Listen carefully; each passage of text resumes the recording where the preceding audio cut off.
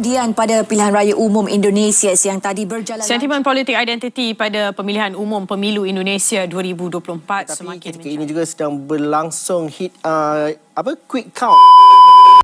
Guys, saya sudah cek di ruangan komen. Ternyata banyak sekali sahabat-sahabat Tengkuruk Channel yang komennya seperti ini. Ternyata reaksi saya berkaitan dengan pemilu untuk tahun 2024 ini ramai yang suka, guys. Ya kah suka? Betul kata suka. Siapa yang suka? Like dulu, like. Ternyata reaksi saya berkaitan dengan pemilu untuk tahun 2024 ini ramai yang berkomentar yang positif. Saya paham itu, guys, kenapa kalian begitu suka tentang reaksi berkaitan dengan pemilu. Kerana baru-baru sejakan, baru selesai untuk membuat pilihan siapa bakal presiden yang kalian pilih. Sebenarnya bukan saya saja yang membuat liputan ataupun mereaksi tentang pemilu yang berlaku pada tahun 2024 ini. Malah media-media Malaysia juga berbondong-bondong datang ke Indonesia. Siaran-siaran televisyen di Malaysia cerita tentang pemilu yang berlaku di Indonesia. Proses pengundian pada pilihan raya umum Indonesia yang tadi berjalan. Sentimen politik identiti pada pemilihan umum pemilu Indonesia 2024 semakin ketika ini juga sedang berlangsung quick count di Indonesia di beberapa badan survey. Siapapun yang terpilih jadi Presiden Republik Indonesia bersama negara-negara ASEAN, kita perkuat kerjasama pertahanan, keamanan dan ekonomi regional. Regional kan regional. Selamat, Anda kena prank. Itu kameranya aku taruh situ. Apapun saya mau melihat momen-momen yang menarik sepanjang pemilu 2024 yang berlaku di Indonesia. Langsung kita ke video yang pertamanya.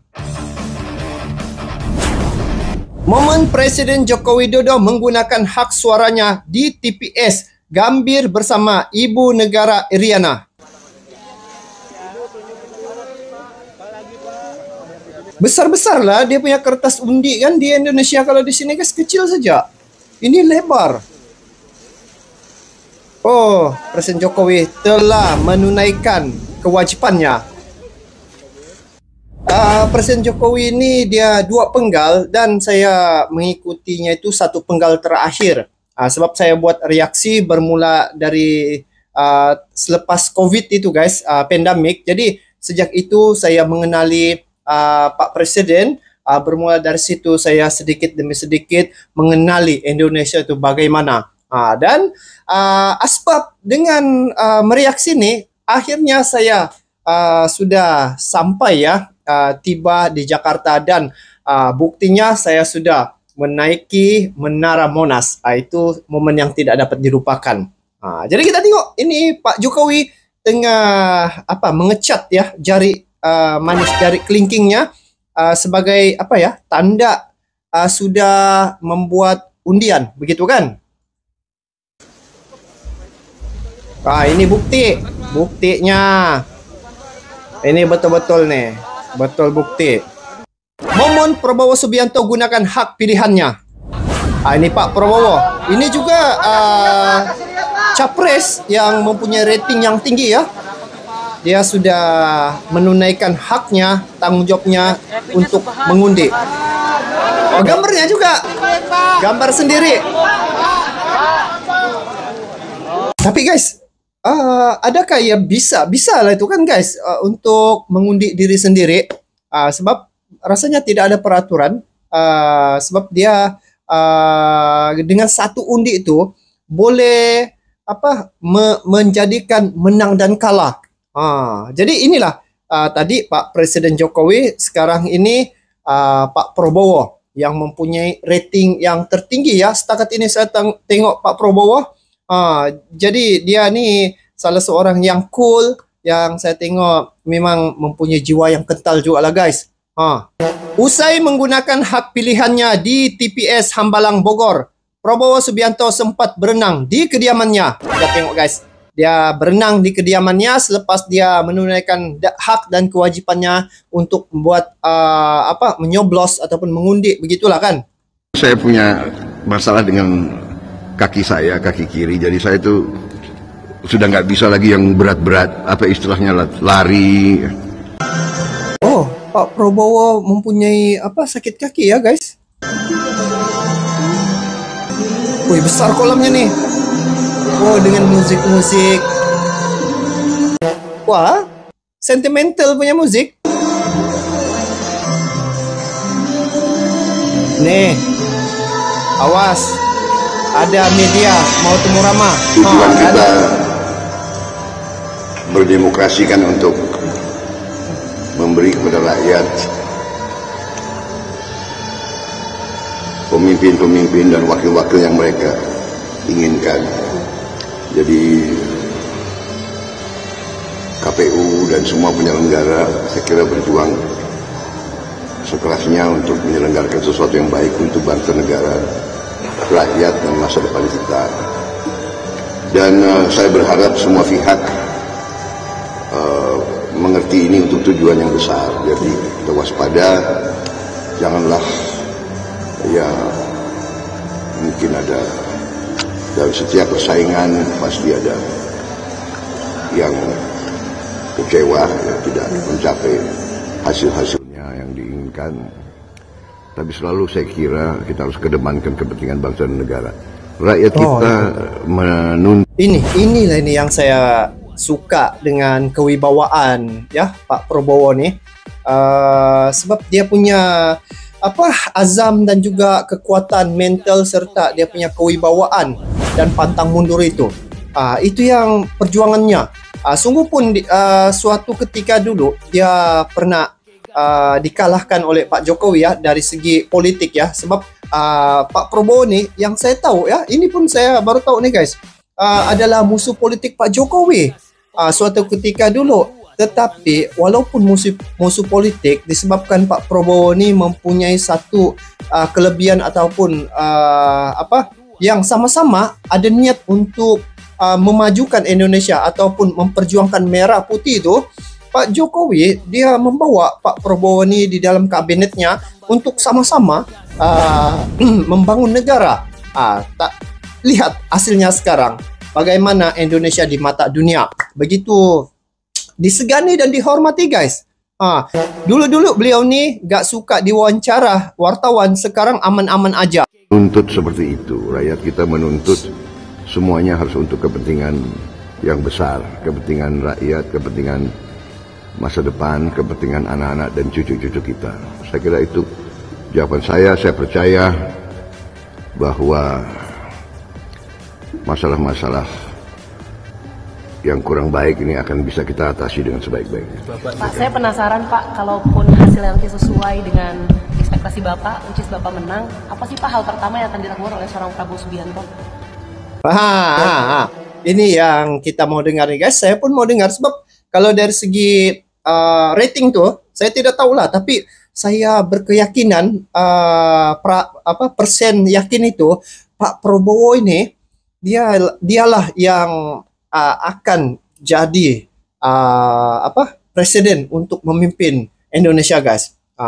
Jadi itu pandangan pribadi saya ya guys. Jangan kalian kecam-kecam kenapa tidak pilih. Ini pandangan pribadi. So masing-masing mempunyai pandangan. So tidak salah kan untuk saya memberi pandangan. Sebab tengoklah dia punya kewibawaan bila dia diberi tugas untuk memikul tanggung jawab sebagai Menteri Pertahanan. Pak Prabowo memikul tanggung jawab itu betul-betul dengan ikhlas, dan juga terlihat rankingnya untuk kekuatan militer Indonesia daripada sebelum ini, daripada tanggal 18, 17, 16 dan saat sehingga tahun 2024 ranking kekuatan militer di bawah jagaan ataupun sediaan sebagai Menteri Pertahanan. Hari ini Indonesia berada di ranking yang ke-13 peringkat dunia. Jadi itu salah satu ciri-ciri kepimpinan yang saya tengok pun memang mempunyai ciri-ciri kepimpinan yang luar biasa. Sebab dia sudah mempunyai hubungan internasional.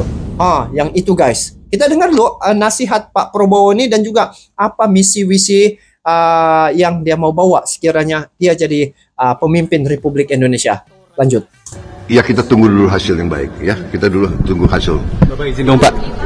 Ini kan banyak sekali yang menuduh-nuduh Bapak gitu. Banyak sekali tuduhan negatif. Bapak gimana cara menyikapinya Pak dalam hal pilpres ataupun pemilu ini Pak? kalau Anda belajar sejarah ya, dalam sejarah demikianlah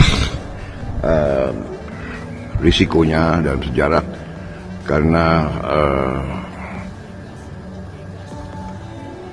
pergantian pimpinan di setiap tempat mengandung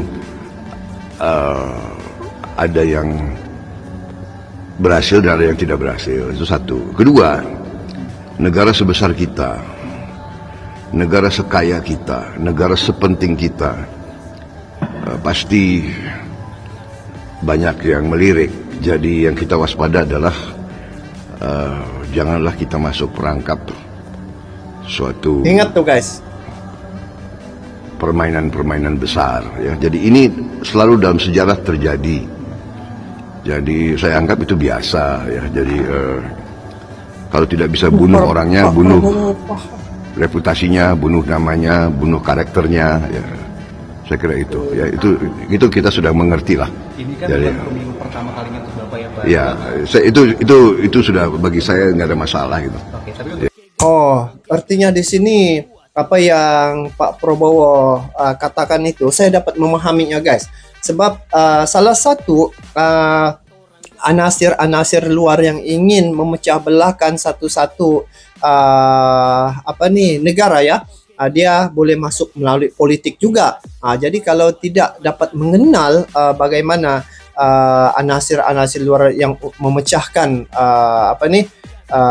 satu-satu negara tuh, dia menggunakan, iyalah memang itu yang ada pergaduhan, ada pertelingkahan, tetapi sepanjang saya tengok tempo berkempen ketiga-tiga calon presiden ini, tidak ada satu orang pun yang mencemooh, yang memaki, yang menggunakan sentimen agama atau etnik begitu. Jadi saya nampak mereka cukup paham ya, ketiga-tiga pemimpin ini. Jadi dari situ saya dapat mempelajari satu perkara yang mana dalam berpolitik, perkara-perkara apa yang Indonesia lakukan itu, dia tidak menyentuh perkara-perkara yang sensitif. Akhirnya Indonesia punya perjalanan untuk berkempen dan juga sampailah pemilu yang kemarin itu berjalan dengan lancar tanpa sebarang masalah. Itu yang saya respect dan juga saya kagum cara kepimpinan dan cara corak politik yang berlaku di Indonesia.